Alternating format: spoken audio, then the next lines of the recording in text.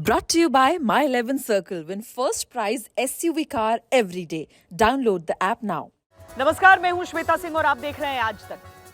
भारतीय cricket team दुनिया की सर्वश्रेष्ठ टीमों में से एक है, इसमें कोई दो राय नहीं।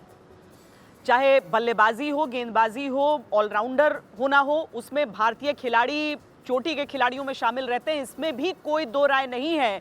लेकिन इस बात को भी लेकर कोई संशय नहीं है कि 2013 के बाद भारत ने कोई आईसीसी टूर्नामेंट जीता नहीं है। 2007 के बाद से हम कभी 2020 वर्ल्ड कप जीत नहीं पाए हैं। आखिर ऐसा क्यों है? क्यों सेमीफाइनल, फाइनल तक के पड़ाव तक पहुंचकर रुक जाती है टीम इंडिया? इन्हीं सवालों की दस्तक के साथ हम अपनी ये चर्चा करेंगे। सुरेश रैना मेरे साथ हैं, यानी 2011 जब हम वर्ल्ड कप जीते थे। मदन जी हमारे साथ हैं, मदन लाल जी, यानी 1983 जब अंडरडॉग्स कहे जाने के बावजूद हम वो टूर्नामेंट जीते थे। हार का ठीकरा भले ही एक खिलाड़ी पर फोड़ा जाए, लेकिन हारती पूरी टीम है। और जिस तरह का प्रदर्शन इंग्लैंड के खिलाफ भारतीय टीम ने किया है, उसमें वाकई पूरी टीम का एक फेलियर रहा है। सुरेश, जिस तरह से हम आज हारे हैं, सबसे बुरी चीज क्या लगी है आपको?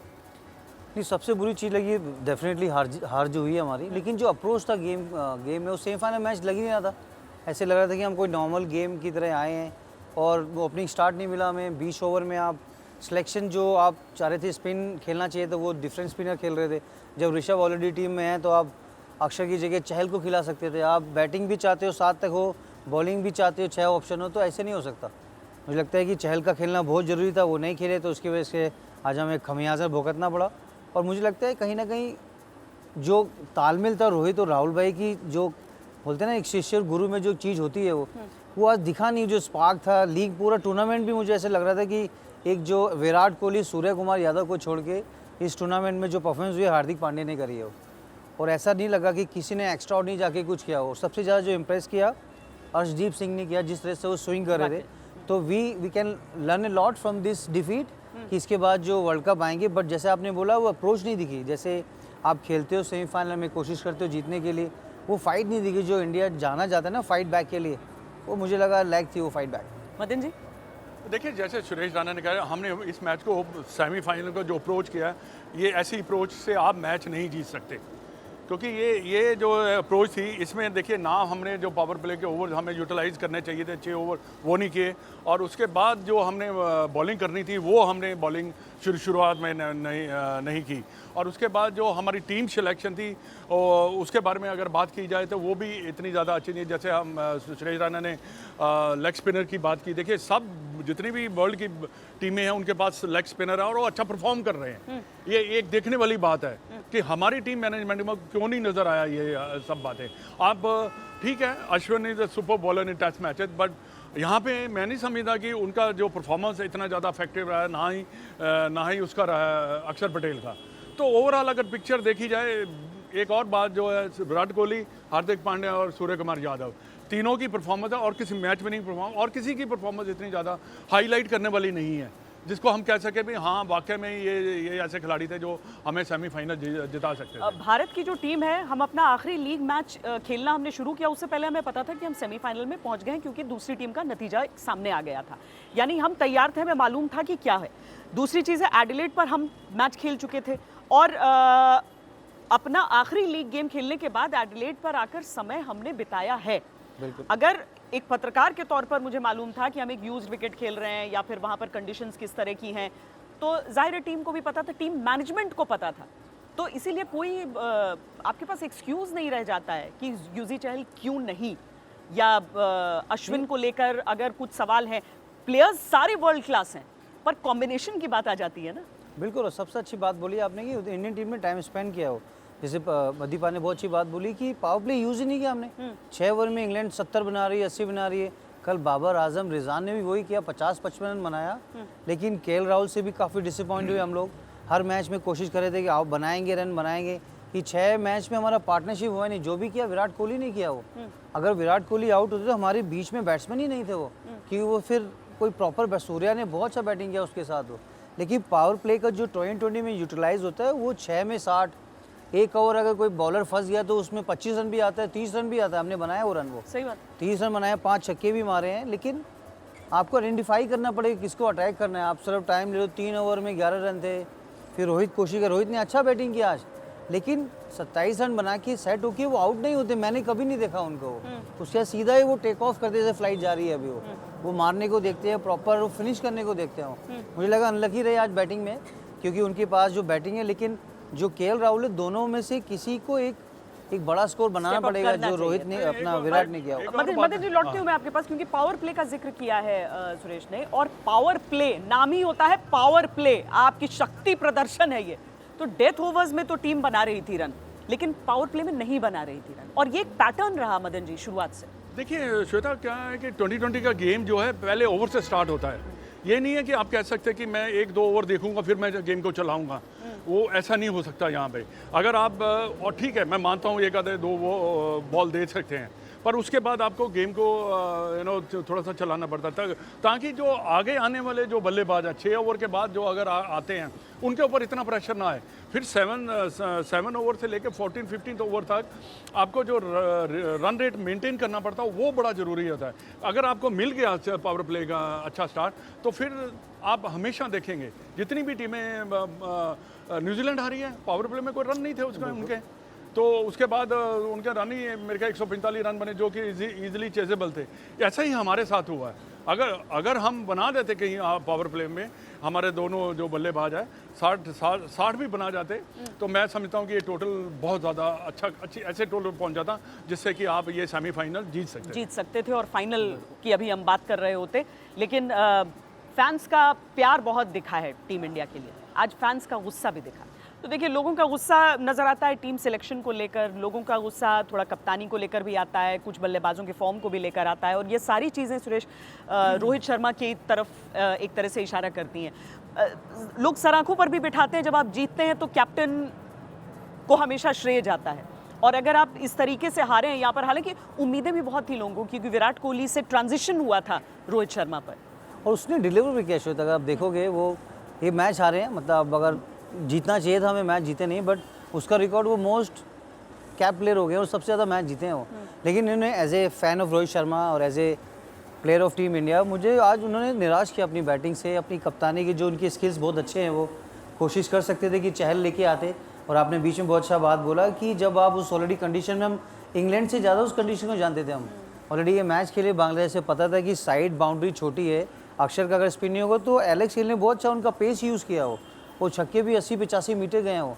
अगर वही चहल आते, उनके पास गुगली थी, स्लाइडर थी, और वो स्लो डालते हैं एयर में, वो विकेट जैसे आदिल ने बॉल किया हो, जैसे पाजी ने बोला 7 ओवर लिविंगस्टोन और आदिल रशीद सिर्फ हम 40 रन ही बनाएंगे।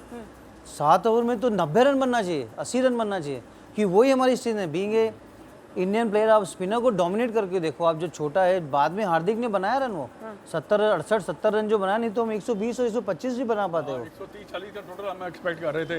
हार्दिक वहाँ टिका रहा, हार्दिक नहीं आते तो वही होता। हाँ, वो वहाँ डर लगना शुरू हो गया था, मैं क्या ये 140-45 पे ही रह जाएंगे कहीं ना कहीं। पर कप्तानी की क्या कमी दिखी आपने? देखिए, कप्तानी की सबसे पहले, जैसे हमने पहले भी डिस्कस किया कि उसके अपने खुद के रन नहीं बन रहे, तो वो जब आपके अपने रन नहीं बन रहे तो वो रिफ्लेक्ट कर जाती है आपके ऊपर। आपको मेरे को जो 1-2 गलतियां जो की है, जैसे हमने डिस्कस की भी कि एक तो बोवी का ऊपर लेके आना, फिर बॉलिंग चेंज करना, ये सब चीज़ें ना कई बार बड़ी दुखदायक तकलीफ देती हैं। और दूसरी है ना, इस क्रिकेट में कैप्टन को जो है ना एक्टिव रोल बहुत ज़्यादा है। इवन 1 बॉल अगर मैंने एक गलत किया तो कैप्टन को वहाँ से आके दबा मेरे को बोलना चाहिए, नहीं मैं चाहता हूँ कि यहाँ पे गेंद किया जाए, बिल्कुल मैंने ये फील्डिंग लगाई है, इसमें मैंने ब्लॉक किया है, तो आप इधर आके इस लाइन मेरे चाहिए मेरे को, क्योंकि इसके बड़ा छोटा गेम है, अगर आपने छोड़ दिया तो गेम हाथ से फिसल गया।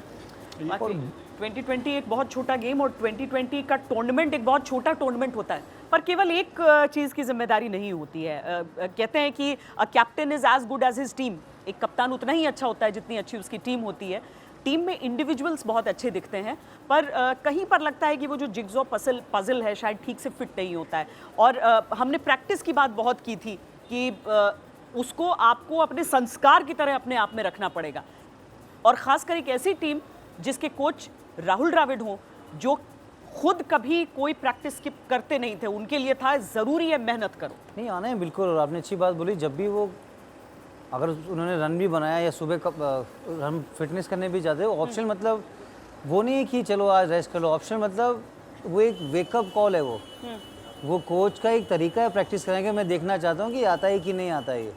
क्योंकि अगर आपको लगता है आप कभी कभी आप कैजुअल हो, तो परसों मैच है आपका, हाँ। तो आपको पता है, जैसे भज्जूबा से बात हो रही थी बीच में शो में ही, पाजी ने भी बोला आप ग्राउंड की 5 चक्कर वॉक कर सकते हो, थोड़ा स्ट्रेचिंग कर सकते हो, थोड़ा योगा कर सकते हो, थोड़ा फील कर सकते हो, मौसम क्लियर है, आप थोड़ी फील्डिंग कर सकते हो।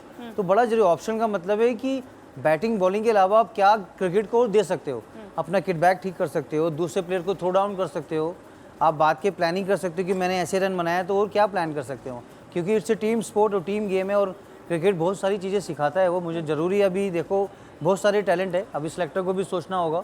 आपके संजू सैमसंग है, आपके पास शुभम गिल है, उसके बाद ईशान किशन है, उसके बाद शेर सैयद है, फास्ट बॉलर बहुत सारे आ रहे हैं आपके पास, तो प्लान करना पड़ेगा। अगर आप वही कोशिश करोगे अभी अगले साल फिर वर्ल्ड कप है 50 ओवर्स का, 15 साल में वर्ल्ड कप नहीं आना तो बड़े बोल्ड डिसीजन लेने पड़ेंगे, सिलेक्टर हो, कैप्टन हो, कोच हो, नहीं तो 15 साल से कब 20 साल होगा पता भी नहीं चलेगा। तो कोई भी जीत ऐसी नहीं होती है और कोई भी हार ऐसी नहीं जहां से आप सबक नहीं ले सकते, और सबक ले लिया तो सब कुछ सुधर जाएगा। मदन जी, अगर आप के पास ये अधिकार हो कि आप वो फैसला ले सकें कि हम वापस बड़े टूर्नामेंट्स जीतने लगें, तो आप इस टूर्नामेंट के बाद क्या फैसला? देखिए, सबसे पहले बात यह है कि आपको एक 3 मेंबर जो इंटरनेशनल क्रिकेट बहुत ज़्यादा खेला है, सचिन हो, हरभजन हो, या 3-4, इनके एक कमेटी बना के जब टीम वापस आती है तो वो कैप्टन और कोच के साथ एनालाइज करना कि हाँ वेयर वी गॉन रॉन्ग, ये बड़ा ज़रूरी। मैंने एक बार रिकमेंड भी किया था कि ये होना चाहिए जब मैं कोच था, क्योंकि देखिए आ जाना चले जाना फिर वही बात चल रही है तो फिर ऐसे इम्प्रूवमेंट नहीं होती। आप ऐसा नहीं है कि हम कोई क्रिटिसाइज कर रहे हैं, आप गलतियों को देख रहे हैं। फिर गलतियों को कौन से प्लेयर ऐसे जो फिट होते हैं जो हमें लेने चाहिए, और जो 50 ओवर में, 20 ओवर में या टेस्ट क्रिकेट में, ये बहुत ज़रूरी है। मैं आपको बताऊं, क्योंकि हमारी जो क्रिकेट है ग्रो कर रही है और हमारे पास अच्छा टैलेंट है, इसके लिए चाहिए हमें, ताकि वो आइडेंटिफाई कर सकें कि ये गलतियाँ की और ये हमें इम्प्रूव करना चाहिए। सुरेश, सिर्फ प्लान नहीं, एक्शन? नहीं, बिल्कुल चेंज होंगे काफ़ी, और मुझे ऐसा लगता है कि जैसे पाजी ने अच्छी बात बोली कि आप 5 बंदों की कमेटी बनाओ। नहीं ऐसे होगा कि नहीं मैं प्रैक्टिस नहीं करने आऊँगा, मैं इस टूर पे नहीं जाऊँगा, जब दिल किया बांग्लादेश को बुला लिया, साउथ अफ्रीका को बुला लिया, लेकिन जो मेन मैचेस हैं उनसे जीतना पड़ेगा आपको। कि 2013 के बाद देखो हम न्यूजीलैंड में भी सेमीफाइनल हारे, फिर पाकिस्तान से 2017 में चैंपियंस ट्रॉफी हारे। जैसी प्रेशर आते हो, विक्रांत पाजी ने अच्छी बात बोली कि वो फियर है, फेलियर होने वाला। वो जब तक आप फेल नहीं हो गए आप पास नहीं हो सकते हो, आपको फेल होना पड़ेगा, फिर पास हो गए, फिर फेल हो गए, लेकिन आप कोशिश तो करो, अटेम्प्ट करना पड़ेगा आपको। बिना पढ़े एग्जाम मत दो। नहीं, फिर नकल हो ही नहीं सकती, क्योंकि चारों तरफ कैमरे लगे हुए हैं, नकल होगी नहीं, क्योंकि कैमरे लगे और आपको मेहनत करनी पड़ेगी। तैयारी जरूरी है, मेहनत जरूरी है, और उम्मीद है यही कि प्यार बहुत मिलता है सारे फैंस से पूरी टीम इंडिया को, और अब भी मिलेगा, वो समर्थन भी मिलेगा। अगर थोड़ी देर के लिए नाराजगी है, गुस्सा है, तो अगले मैच से पहले वापस वो प्यार भी मिलने लगेगा। लेकिन उम्मीद भी तो होगी, और उम्मीद ये होगी कि टीम अब उन गलतियों को दोहराएगी नहीं। बहुत बहुत धन्यवाद आप दोनों का हमारे साथ जुड़ने के लिए। जिस कप का है 15 साल से इंतजार, उसी वर्ल्ड कप के सफर में हम और आप रहेंगे एक साथ। वर्ल्ड कप T20 की एक्सक्लूसिव कवरेज सीधी ऑस्ट्रेलिया से मेरे साथ। जल्दी से YouTube पर स्पोर्ट्स तक को सब्सक्राइब कीजिए।